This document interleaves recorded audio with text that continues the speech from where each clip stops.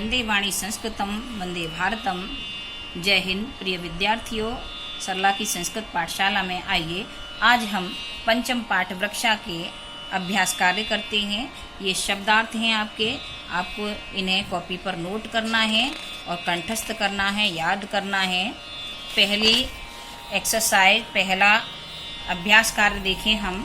पहले अभ्यास कार्य में वचनों के अनुसार रिक्त स्थान की पूर्ति करनी है। वचनानाम अनुसार रिक्ता स्थान पूर्यतः।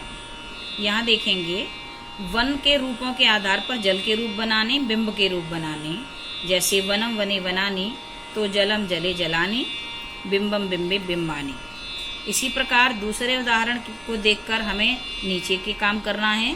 वृक्षम वृक्षौ वृक्षाना, तो पवनम पवनौ पवनाना, जनम जनौ जनाना। इसी प्रकार दूसरा अभ्यास कार्य देखें।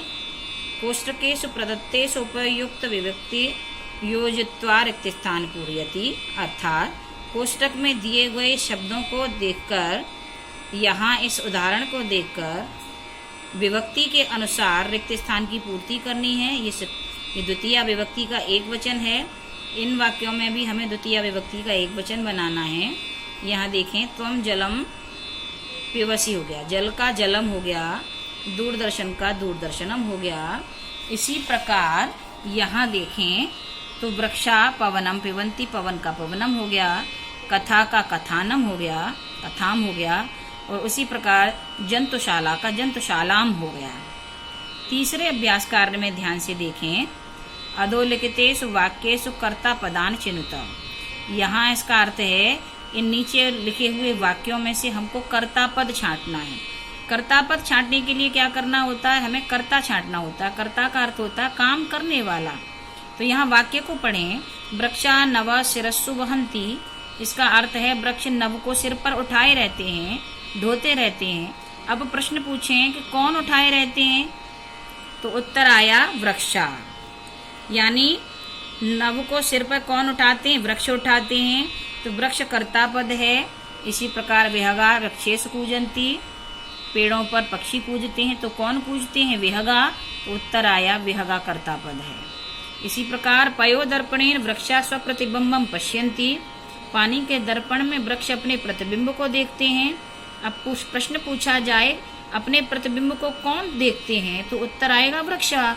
तो यहाँ वृक्षा भी आपका कर्ता पद है। इसी प्रकार कृषक अन्नानि उत्पादयति, कृषक यानी किसान अन्न पैदा करते हैं। प्रश्न पूछा कौन पैदा करते हैं अन्न, तो उत्तर आता है कृषक, तो कृषक कर्ता पद है। इसी प्रकार सरोवरे मत्स्या सन्ति, सरोवर में मछलियां हैं। अब प्रश्न पूछा जाए सरोवर में कौन है, तो उत्तर आता है मत्स्या, तो मत्स्या भी आपका कर्ता पद है। इस प्रकार हमें कर्ता पदों को छांटना होता है। चौथे अभ्यास में देखें हम।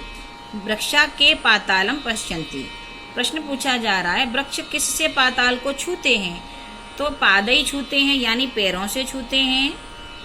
इसी प्रकार वृक्षा किम रचयन्ति, वृक्षा यानी वृक्ष क्या रचते हैं, तो यहाँ उत्तर आएगा एक शब्द में हमको उत्तर देना है, तो एक ही शब्द लेंगे, वनम। वृक्षा वनम रचयन्ति, यानी वनों की रचना करते हैं। विहगा कुत्र आसीना, ये एक ही शब्द है, शाखा दोला, पक्षी पेड़ की शाखा के झूलों पर बैठे हैं, तो शाखा दोला शब्द आएगा।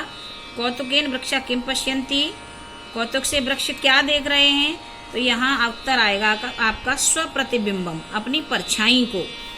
इसी प्रकार पांचवें अभ्यास कार्य में देखें। गजा गजौ गजा के आधार पर हमको अश्व के रूप बनाने, अश्व अश्व अश्वा। और अगले प्रकार के अभ्यास जो हैं वो भी इसी प्रकार के हैं। ये अलग अलग विभक्तियों में हमें रूप सिखाने का तरीका है। वहाँ अश्व अश्व अश्वा था, यहाँ द्वितीय विभक्ति के आधार पर सूर्यम सूर्यौ सूर्यान के आधार पर, चंद्रम चंद्रौ चंद्राना, विडालेन विडालाभ्याम विडालय के आधार पर, मंडूकेन मंडूकाभ्याम मंडूकई, सर्पाय सर्पाभ्याम सर्पेभ्य के आधार पर, वानराय वानराभ्याम वानरेभ्य। ऐसे ही पंचमी विभक्ति में मोदकात मोदकाभ्याम मोदकेभ्य होता है, तो यहाँ वृक्षात वृक्षाभ्याम वृक्षेभ्य होगा। इसी प्रकार यहाँ जनस्य जनाया जनय जनानाम होगा, तो षष्ठी विभक्ति में सुख के रूप होंगे, सुखस्य सुखयो सुखानाम। इसी प्रकार सप्तमी विभक्ति में शिक्षके शिक्षकयो शिक्षकेषु है तो मयूर के बनेंगे मयूरे मयूरो मयूरेषु। इसी प्रकार संबोधन में हे बालक हे बालको हे बालका बनेंगे, तो यहाँ नर्तक नर्तकौ नर्तका बनेंगे। अंतिम अभ्यास में भिन्न प्रकृति के शब्द छांटने हैं, यानी आपको अलग प्रकार का शब्द देखना है। यहाँ देखें गंगा, यमुना और नर्मदा, ये सभी नदियों के नाम हैं। लता भिन्न है तो लता है। इसी प्रकार उद्यानम, कुसुमम, फलम, चित्रम, ये सभी एक ही तरह के हैं, बगीचे से संबंधित हैं। चित्र अलग है तो यहाँ चित्र। लेखनी, तूलिका, पाठशाला, ये एक जैसे हैं, संबंध रखते हैं एक दूसरे से। चिड़िया अलग चीज है, यहाँ चिड़िया होगी, चटका होगा। आम्रम, कदली फलम, नारंगम, ये सब फलों के नाम हैं। यहाँ मोदक अलग है, मोदक का अर्थ होता है लड्डू, तो मोदकम भिन्न प्रकृति का है। इस प्रकार यह आपका पाठ पूर्ण हुआ।